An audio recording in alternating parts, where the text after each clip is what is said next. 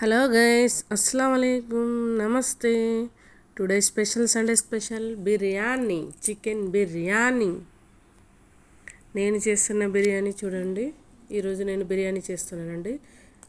చికెన్ని బాగా వాష్ చేసుకొని అందులో పసుపు, ఉప్పు, కారం, అల్లం వెల్లుల్లి paste, lemon juice, garam masala, chicken masala అన్నీ వేసి మంచిగా మిక్స్ చేయాలండి. గరం మసాలా వేసి, చికెన్ మసాలా వేసి మిక్స్ చేయాలండి. ఈరోజు సండే కదండి, ఏదో ఒక స్పెషల్ ఉండాలి కదా, అందుకని చికెన్ స్పెషల్ చేశానండి ఈరోజు. చికెన్ బిర్యానీ. కారం మీరు ఎంత తింటే, లైట్గా తింటే లైట్గా వేసుకోండి, లేదా స్పైసీగా తింటే కొంచెం ఎక్కువ వేసుకోండి. ఎందుకంటే ఎట్లాగో మనం రైస్లో కొంచెం బిర్యానీ మసాలాలు వేస్తాం కాబట్టి కొంచెం చూసి వేసుకోండి. లెమన్ జ్యూస్ వేసి అందులో కొంచెం కర్డ్ వేసి, కర్డ్ బాగానే పడుతుంది, 1/2 kg కర్డ్ పడుతుందండి. ఈ చికెన్ వచ్చేసి కేజీ చికెన్ ఉందండి. కేజీ చికెన్, 1 kg బావ్ రైస్ అండి, బాస్మతి రైస్.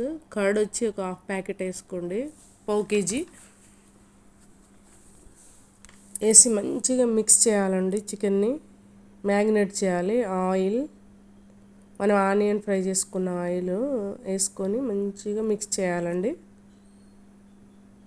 పిల్లలు చికెన్ బిర్యానీ కదండి ఇష్టంగా తినేది. మనం చికెన్ కర్రీ వేసినాం అనుకోండి, చికెన్ సూప్ తింటారు, అందులో పీసెస్ తినరు. ఇదంటే పీసెస్ లేకుండా రైస్ తింటారండి పిల్లలు, చాలా ఇష్టంగా తింటారు. కాబట్టి కొంచెం కష్టమైన ప్రిపేర్ చేస్తే వాళ్ళు చాలా ఇష్టంగా తింటారు. అందులో కొంచెం టర్మరిక్ వేసి మంచిగా కలిపి పెట్టాలండి. ఎప్పుడైనా సరే బిర్యానీకి 1 గంట 2 గంటల ముందు మసాలా పెట్టి ఉంచితే చాలా యమ్మీ టేస్ట్గా ఉంటుందండి. కొంచెం కాశ్మీరీ లాల్ మిర్చి కూడా వేసుకోవాలండి కలర్ కోసం. ఫుడ్ కలర్స్ అవన్నీ యూజ్ చేయకూడదండి. బిర్యానీకి అసలు అవసరం ఏముందండి, ఇంట్లో చేసుకున్న బిర్యానీకి ఫుడ్ కలర్ అవసరమే లేదండి. మనం వేసుకునే కారం కొంచెం రెడ్డిష్గా ఉంటే చాలండి. మంచిగా మిక్స్ చేసుకొని, ఎంత బాగా మిక్స్ చేస్తే అంత టేస్ట్ వస్తుందండి బిర్యానీకి. అందులో మనం గ్రీన్ చిల్లీ, కొత్తిమీర, పుదీనా అవన్నీ పేస్ట్ అసలు అవసరమే లేదండి. మనం ఎంత సింపుల్గా చేసుకుంటామో అంత ఎమ్మీగా ఉంటుందండి బిర్యానీ.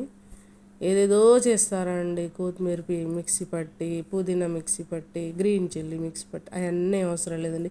బిర్యానీ మసాలా, గరం మసాలా, నిమ్మకాయ జ్యూసు, అల్లం వెల్లుల్లి పేస్ట్, ఇవన్నీ ఇంపార్టెంట్ ఇంగ్రీడియంట్స్ అన్నీ ఉంటే చాలా ఎమ్మీగా ఉంటుందండి. మంచిగా కలుపుకొని ఆయిల్ వేసుకొని అందులో కొత్తిమీర పుదీనాతో గార్నిష్ చేసుకోవాలండి. నేను ఇందులో ఫ్రైడ్ ఆనియన్ వేయట్లేనండి, ఎందుకంటే మా పిల్లలు వద్దని చెప్పారండి, అందుకే వేయలేదు. రైస్ని ఒక అరగంట ముందే నానబెట్టి పెట్టుకోవాలండి, బాస్మతి రైస్ని. ఒక గిన్నెలో వేసుకొని అందులో లవంగ్, పట్టా, సాజీరా, కొత్తిమీర, పుదీనా, ఉప్పు, కొంచెం ఆయిల్ వేసుకోవాలండి. ఎందుకంటే మనం వేసుకునే రైస్కి అది ఆయిల్ వేస్తే ఏమవుతుందంటే అతకకుండా మంచిగా పొడి పొడిగా ఉంటుందండి. సాల్ట్ వేసుకోవాలి, తగిన సాల్ట్ వేసుకోవాలండి. సాల్ట్ వేసుకుంటే మనం టచ్ చేసి చూస్తే ఉప్పు తగలాలి, అంత సాల్ట్ వేసుకోవాలి. ఎందుకంటే మళ్ళీ మనం వడగడితే అంతా వెళ్ళిపోతుంది కదండి, అందుకే ఉప్పుగానే ఉండాలండి. వాటర్ వేసుకొని మంచిగా మరగనియాలండి. వాటర్ని మంచిగా ఒక బాయిల్డ్ వచ్చి మంచిగా మరిగి అందులో ఉన్న ఫ్లేవర్స్ అన్నీ దిగాలండి కిందికి. ఇలైచీ కూడా వేసుకోవాలండి, కానీ నా దగ్గర ఇలైచీ అయిపోయింది, అందుకే నేను వేయలేదు. ఇలైచీ వేసుకోండి, ఒక 5-6 ఇలైచీలు వేసుకోవాలండి. ఆ తర్వాత మంచిగా మరిగాక బాస్మతి రైస్ వేసుకోవాలండి అందులో.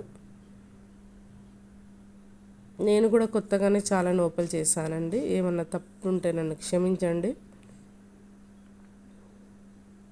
వాయిస్లో ఏదైనా మిస్టేక్ ఉన్నా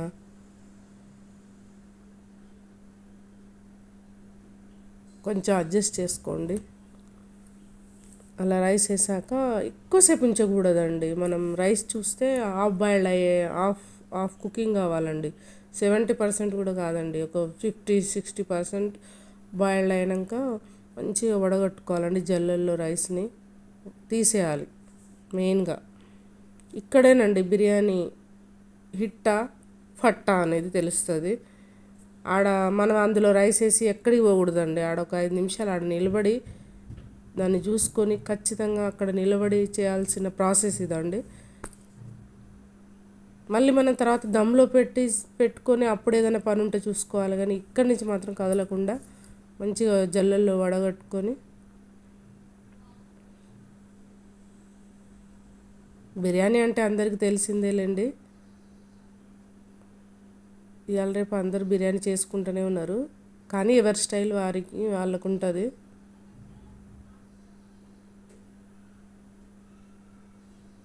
కొంతమంది ఏదో హైరాణ పడిపోతూ ఉంటారు బిర్యానీ బిర్యానీ అని. అంత హైరాణ పడాల్సిన అవసరం ఏం లేదండి. ఆ రైస్ని బిర్యానీలో పైన మంచిగా పేర్చాలండి.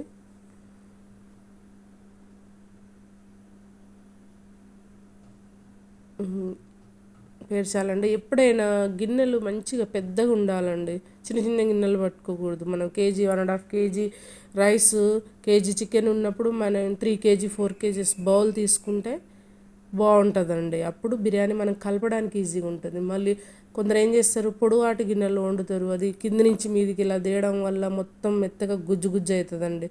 అలా కాకుండా ఎప్పుడైనా బౌల్ ఫ్రీగా ఉండాలి బిర్యానీ వండడానికి. ఆ తర్వాత దీంట్లో కొంచెం నెయ్యి, కొత్తిమీర, పుదీనా వేసుకొని గార్నిష్ చేసుకొని ఫుల్ మీద ఒక 5 మినిట్స్ పెట్టాలండి. హైలో ఒక 5 మినిట్స్ పెట్టి తర్వాత సిమ్ చేసి ఒక 10 మినిట్స్ పెట్టి మంచి పొగలు వచ్చేదాకా ఉంచి ఆ తర్వాత స్టవ్ ఆఫ్ చేసుకొని వెంటనే కలపకూడదండి. ఒక 10 మినిట్స్ తర్వాత రైస్ని చిన్నగా కలపాలండి. ఎప్పుడైనా బిర్యానీ అందరూ ఒక సైడ్ నుంచి తీస్తారండి, తీయకూడదు. బిర్యానీ అయిపోయినాక మొత్తం రైస్ని కలపాలి. కలిపితే అప్పుడు ఏమవుతుందంటే దాంట్లో ఉన్న మసాలా అంతా ప్రతి ఒక్క రైస్కి మెతుక్కి పడుతుందండి.